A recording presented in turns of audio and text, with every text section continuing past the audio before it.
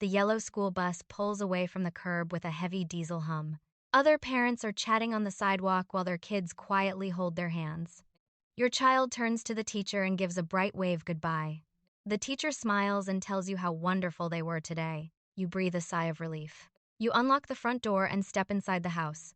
The heavy wooden door clicks shut behind you. The deadbolt slides into place. And in that exact fraction of a second, the illusion shatters. The small backpack hits the hardwood floor with a dull thud. You reach into your bag and hand over a graham cracker. It has a tiny crack right down the middle. Suddenly, a high-pitched wail bounces off the living room walls. Your perfectly behaved child throws the cracker across the room.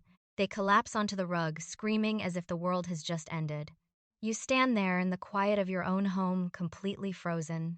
Millions of parents have stood in this exact spot. You stare at the crushed crumbs on the floor and ask yourself a painful question. Why is my child a perfect angel for the rest of the world but saves their absolute worst behavior for me? It is so easy to let the guilt creep in right here. You wonder if you are being manipulated. You wonder if you have spoiled them too much. You might even think you are failing as a parent. But the truth hidden inside that cracked cookie has nothing to do with manipulation. If you have ever felt completely drained by these late afternoon storms, you need to hear this. What you are witnessing is not a tantrum. It is a deeply neurological event known as after-school restraint collapse, and it is actually one of the greatest compliments your child could ever give you. Let us step back and look at what just happened during those 8 hours away from you. We look at a classroom and see brightly colored posters and small chairs. But your child's nervous system experiences a high-stakes social battlefield. They spent the entire morning processing the hum of fluorescent lights. They had to ignore the smell of someone else's lunch. They had to forcefully stop their own body from moving when the bell rang. When a classmate snatched a red block from their hand, they had to swallow their frustration and share. For a young brain, this requires a monumental amount of cognitive energy. Think of their prefrontal cortex as a thick rubber band. From the moment you drop them off, that rubber band is stretched tighter and tighter. They are constantly reading the room to figure out what is expected of them. They are mirroring the calm behavior of the teacher. They are holding all those heavy, uncomfortable feelings tightly inside their chest. By the time the final bell rings, that rubber band is stretched to its absolute breaking point. They are physically exhausted from simply trying to be good. They hold it together on the bus ride home because other kids are watching. They hold it together on the sidewalk because the neighbor is walking by. But the moment they cross your threshold and hear that deadbolt click, the environment shifts, the social pressure disappears, the rubber band snaps, and the massive tidal wave of suppressed sensory overload comes crashing down in your living room. We often misinterpret this explosion. We look at the kicking legs and the tear-soaked face and think they are defying us. But defiance requires logic and planning. A child in the middle of a restraint collapse has completely lost access to the logical part of their brain. They are operating purely from the amygdala, which is the tiny alarm bell in the brain that signals panic and exhaustion. They are not giving you a hard time. They are having a hard time. And the reason they wait to have that hard time with you is entirely tied to human survival instincts. A child will never fall apart in a place where they feel unsafe. They will not risk showing their ugly, messy emotions to a teacher or a classmate. Their developing brain does not trust that the world will still love them if they lose control. So they pack all of that anxiety into an invisible backpack. They carry it around all day long until their shoulders ache from the invisible weight. They wait until they are in the presence of the one human being who represents absolute safety. You.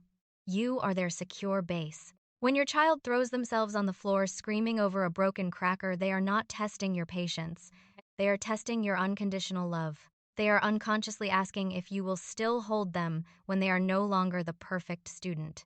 It takes immense courage for a child to take off their armor. The fact that they only take it off in your presence means you have done your job. You have successfully built a relationship so secure that they know they will not be abandoned for being broken. But knowing this, science does not make the screaming any less piercing. The noise is still overwhelming. Your own nervous system is probably begging for a moment of quiet after a long day of work. It is perfectly normal to feel your own chest tighten when they start crying. You might feel the urge to explain to them why a broken cracker still tastes exactly the same. You might try to rush in with a brand new cookie to make the tears stop instantly. But words are entirely useless right now. When a child is drowning in sensory overload, your logic sounds like static noise. Instead of talking louder, you must become the anchor in their storm. Imagine a ship caught in a massive hurricane. The ship does not need the anchor to yell instructions at the wind. The ship just needs the anchor to hold completely still so it does not wash away. This is where we can borrow a beautiful concept from mindful Japanese parenting practices. In many traditional households, there is a deep respect for the unspoken space between people. It is the art of silent observation before taking action. Do not try to fix the broken cracker. Do not try to fix the uncomfortable emotion. Just lower your physical center of gravity. Sit down on the hardwood floor right next to the scattered crumbs and the thrown backpack. Keep your hands open and resting on your knees to show you are not a threat. Take a slow, deep breath that fills your own stomach. Let the breath out through your mouth so your child can hear the steady rhythm of your exhale. Your child's nervous system is desperately scanning the room for a life raft in an ocean of overwhelming feelings. When their tear-filled eyes look at you, they should not see another unpredictable storm. They should see a quiet, safe harbor. You do not even need to speak a single word. If you do feel the need to speak, keep your voice to a slow, soft whisper. Just tell them you are right here and you are not going anywhere until they are ready. Sometimes the absolute most healing thing you can offer a child is simply your quiet, unbothered presence. If they push you away, respect their boundaries but stay close enough to show you still care. If they crawl into your lap, wrap your arms around them securely. Notice how their breathing is sharp and jagged at first. Feel the intense heat radiating off their little shoulders through their cotton shirt. As you continue to breathe slowly and rhythmically, a biological miracle begins to happen. This is the profound science of co-regulation at work. Because they are physically close to your steady heartbeat, their own racing heart rate begins to synchronize with yours. The tight rubber band inside their brain slowly starts to loosen. The frantic, high-pitched tears turn into heavy, slow sighs. The kicking and fighting slow down until their small body feels incredibly heavy and completely relaxed against your chest. The afternoon storm has finally passed, leaving behind a quiet peace. The calmness of a parent does not erase the child's storm immediately, but it gives them a safe place to return to when they are lost in the dark. Parenting is never about preventing every single emotional breakdown. It is about walking alongside a growing, fragile nervous system as it learns how to navigate a very loud and chaotic world. We know there will be days when your own rubber band snaps too. You are human, and you are dealing with your own exhaustion. You might lose your temper and yell back when the cracker is thrown across the room.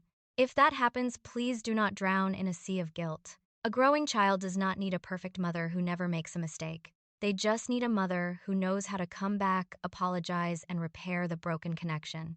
Every single time you repair that connection, you teach them a vital lesson about human relationships.